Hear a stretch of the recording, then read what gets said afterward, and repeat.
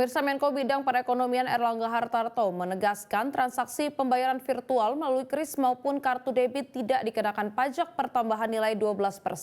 Pernyataan ini merespon maraknya informasi di media sosial yang menyebutkan transaksi menggunakan kris akan dikenakan pajak.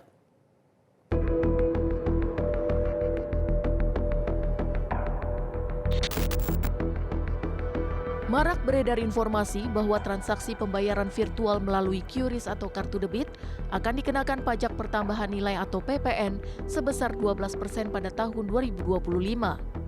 Menanggapi kabar tersebut, Menteri Koordinator Bidang Perekonomian Erlangga Hartarto menegaskan pajak hanya dikenakan untuk nilai barang, bukan untuk sistem pembayarannya.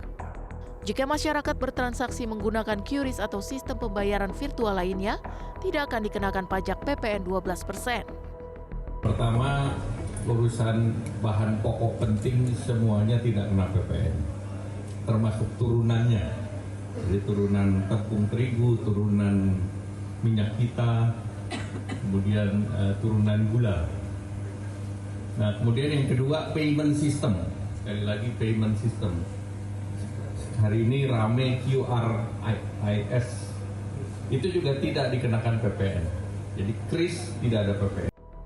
Pakar ekonomi Fitra Faisal Hastiadi mengatakan, transaksi elektronik atau digital sebenarnya bukan objek pajak baru. Menurutnya, QRIS sebagai sebuah platform memiliki biaya pemeliharaan dan inilah yang dikenakan pajak penambahan nilai.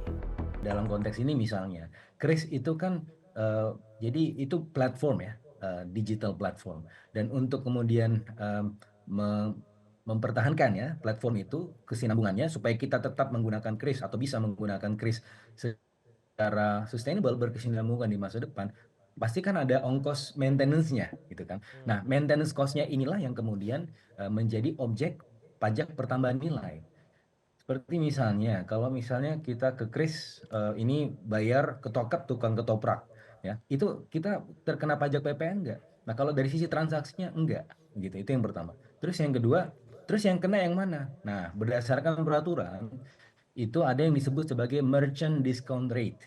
Nah, merchant discount rate ini adalah diterapkan pada proses transaksi ya, yang di atas 500.000. Jadi kalau belanja ke tukang ketoprak atau belanja ke minimarket yang di bawah 500.000, yang mana itu adalah masyarakat menengah ke bawah, rata-rata kan pola belanjanya di situ ya, itu tidak terlalu atau bahkan tidak kena charge sama sekali.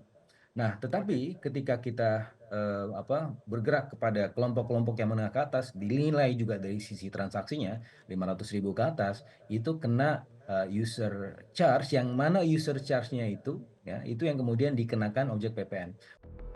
Pemerintah resmi menaikkan PPN menjadi 12% mulai 1 Januari 2025, kecuali untuk bahan pokok dan layanan masyarakat seperti tarif tol, kesehatan, pendidikan, serta jasa khusus.